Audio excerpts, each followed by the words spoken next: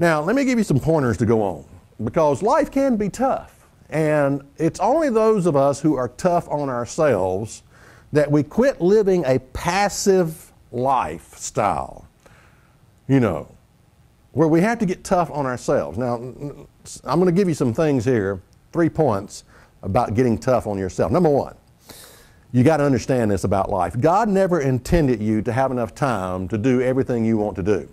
No, not in this life. Okay? God never intended you to have enough time to do everything you want to do. You will have eternity to do everything you want to do, okay? All right, we've got to understand this.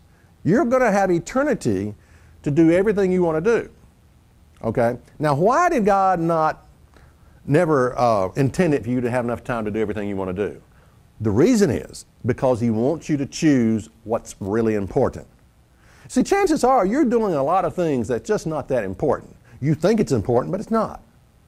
Okay, and the reason this little short span of life of 70 or 80 years, 70 or 80 years, the reason we've been given this is because this little span that will be over with before you know it is because God wants us to choose what's really important.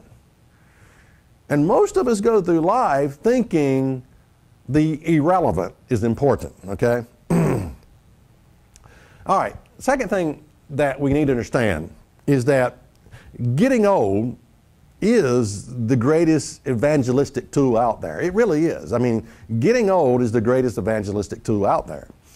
Because it's only when we get old do we really start thinking about what's important. Like, what happens when I die? And is there more to life than this? Yeah. And what will eternity be like? And I really would like to accomplish a lot of things that I never really got to accomplish in this life. All right. Third point is that religion is not a cure-all for every problem that you have. All right? Religion is not a cure-all for every problem that you have. There's a fatalistic approach out there that says things like, well, just give it to Jesus. Just give your problem to Jesus. And a lot of times Jesus would give it right back to us unopened, okay, our problem. The problem, the issue is that it's not Jesus' problem. It's your problem, And whatever you're going through, whether it's financial difficulties, Jesus will help you get through that and overcome that, but it's not His problem, A lot of our problems is just created by our own stupidity. I mentioned that I have a wonderful relationship with my wife. We've been married 27 years.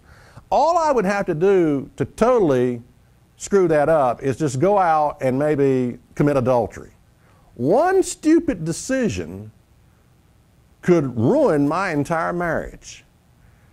And so people do stupid things like that, and then they well, just give it to Jesus. Well, that's not Jesus' problem. It's your stupidity that is the problem. And so we have to deal with these. Now, there is forgiveness with God, but even after the forgiveness, being reconciled and working through your problem often is very hard. We have to be hard on ourselves to overcome our problem. Is that really in the Bible? What you think is in the Bible is not.